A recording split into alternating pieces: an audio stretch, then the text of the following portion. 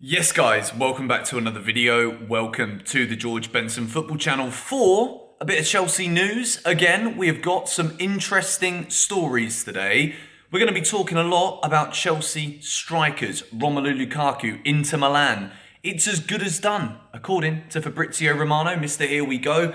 It is also time to talk about Armando Broja. And I'm sorry, but this one is baffling me. We're also going to talk a little bit about Marina Granovskaia. Yesterday, obviously, it was announced that Bruce Buck stepped down as Chelsea chairman.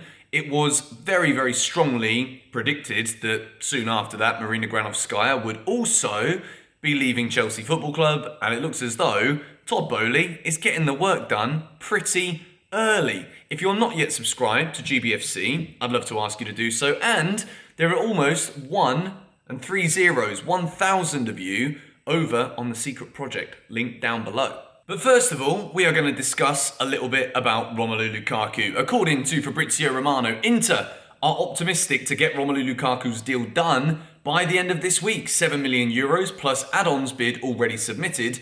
Chelsea asked for 10 million plus add-ons. There's no obligation to buy clause included in the negotiation. As things stand, never been discussed. So, two things to look at here. First one is that Inter Milan, if they bulk, which means like if they just like, 3 million? No, Lukaku.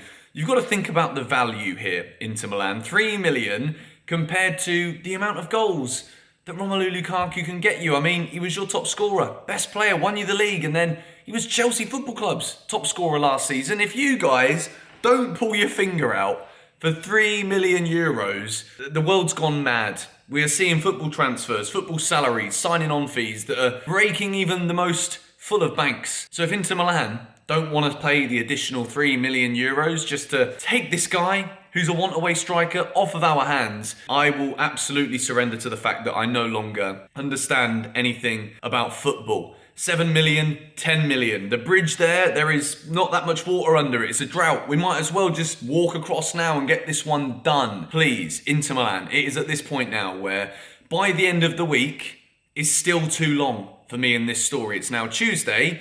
I firmly believe that before the end of this week, Inter Milan will actually pay the money that Chelsea want, or Chelsea look at this and say, for the sake of 3 million euros as a loan fee, we want to try and get this guy out of the door. Yes, Chelsea will still be paying a portion, potentially a significant portion of Romelu Lukaku's wages, but we've got to get this one done. He doesn't want to be here. He's not going to perform. It's as simple as that. The second part of this information I do find a bit concerning is that there is no option to buy, and it hasn't either yet been discussed, which is a bit worrying for me. Because Romelu Lukaku, when we bought him, 100 million, in the prime years of his career, it's then going to be an additional 2 seasons on from that, which means he's going to be a lot older, 2 years older. And the fact that he moved to Chelsea means that if he were to succeed at Chelsea, the price point does kind of maintain itself if Lukaku was in fact to be a success. However, when he goes back to Inter Milan, a lot of teams are going to look at this if he comes back and he still don't really want to be there. Lukaku's value is going to be significantly lower. Players' values from the Premier League are higher than that of players in Syria. So at this point in time, Chelsea are going to have made a significant loss on Romelu Lukaku. There is no if, buts, maybes or ways around it. The fact that he'll come back at the end of next season means that we're going to have to deal with this burden for quite a significant period of time. We move into another striker, and this one blows my mind a little bit that it's even being considered potentially at this point from Chelsea. If Armando Broja is for sale at Chelsea Football Club this summer, then I seriously hope that there is a substantial plan in place for Chelsea to go out and spend on a striker. And no, I really hope that isn't that we survive a season with Timo Werner and Kai Havertz going through the middle and don't buy anybody, and then next year we buy Tammy Abraham back. As much as I think Tammy had a brilliant year in Rome, I really don't think that Chelsea should be looking at this as business that we should be conducting at this point. Armando Broja is wanted by West Ham United. He is their number 1 striker target, and Chelsea are reportedly looking for a fee of around 25 to 30 million pounds. There are also links to Newcastle, which does make a lot of sense, and I think Armando Broja at this point is weighing up his options, because last season he got that taste of Premier League regular starting football at Southampton, did very well, which is why Thomas Tuchel wants to see Broja at the start of this season during pre-season to figure out whether or not he A, fits the system, B, fits into the dressing room, and C, even though Chelsea will then have to leave it late, if Thomas Tuchel thinks that, yeah, this guy is a number 9, he's decent, but is he going to try and fire Chelsea to Premier League glory? If Tuchel doesn't believe that Armando Broja is that player this season, then I do think they will try to loan him out, which does lead Chelsea with the business we've seen in recent years with young players. You look at Mark Gurhey, Tariq Lamptey, Livramento, Abraham, Tomori. That's 5 immediately, straight out the gate, where Chelsea have, instead of keep loaning these players, the players have ended up either A, wanting to move because they don't see that direct pathway to the first team, or B, we have sold them significantly under the value that we know their potential is. And then we've got these buyback clauses that basically means Chelsea lose significant money, all because we're not willing to gamble on a player who is very young, might not be at that level just yet. But when we look at Lukaku, when we look at everybody else who kind of played in that attacking forward role last season, did anybody set the place on fire? Did anybody rock Stamford Bridge on a weekly basis to the point where we can be like, well, that guy starts next season? Mason Mount, player of the year. But still, he's a midfielder, really, above anything else. We've got so many attacking players at this club that the fact that the one who actually did perform consistently last season in the Premier League is the one we're looking to sell.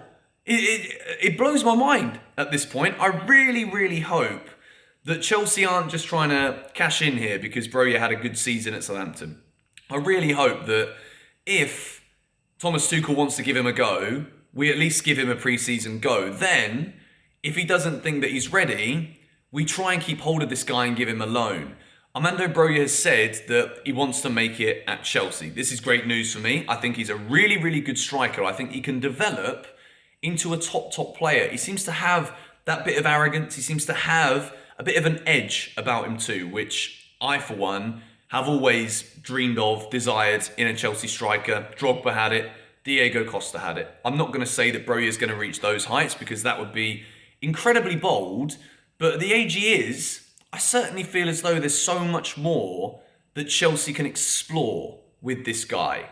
So I really hope that whatever bid comes in, Chelsea at least give Tuchel what he's asked for. And that is time to consider Broja's position. Is he going to be good enough? And also, the flip side of this coin is that if we do sell him, it's got to be done quickly. Because at this point, with Lukaku out, Broja's going to be the number 1 striker. If we're still looking at Havertz in different positions, yes, I think Havertz would probably still be preferred to Broja as that number 9 if he's going through the middle, whether that's false 9 or direct. But at the same time, we don't have many players who can do this role. So if we're going to sell him, Chelsea, do it now. Get it over and done with. I think it's a massive mistake at this moment. I really, really do. But get it done now so that we can at least try and go into the market and buy a bloody striker. The final piece of news of the day, and I want to hear you guys and your opinions on this one in the comments below. Marina Granovskaia. 1 minute she is the queen. It's like Frozen, you know, that woman who, you know, freezes everything, I think. I've watched Frozen, but I've not actually watched Frozen. 1 minute, she looks all magnificent and wonderful. The next minute, she is the devil. And that is kind of the split opinion amongst Chelsea fans. People think that sometimes she is wonderful because some of the deals that Chelsea get are phenomenal. Look at Hazard, look at Kante. Then you've also got your Danny Drinkwaters and your Bakayokos that does kind of put a sour taste in the mouth of many. And then you've got some of the stagnant business that we've conducted in recent years. And although there are a lot of other people at Chelsea Football Club who work behind the scenes and whose role it is to scout, and it's not always Marina, but Marina is the one at the forefront of what we see.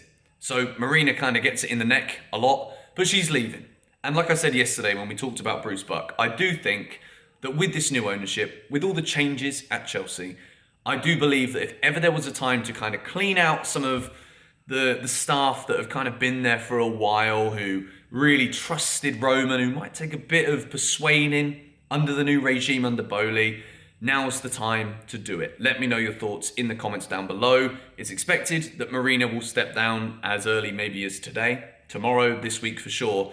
She'll be gone. It's pretty much confirmed. But anyway, thank you guys for watching. Let me know your thoughts on Inter, Lukaku, Broja, and Marina in the comments down below. Come on, you Blues.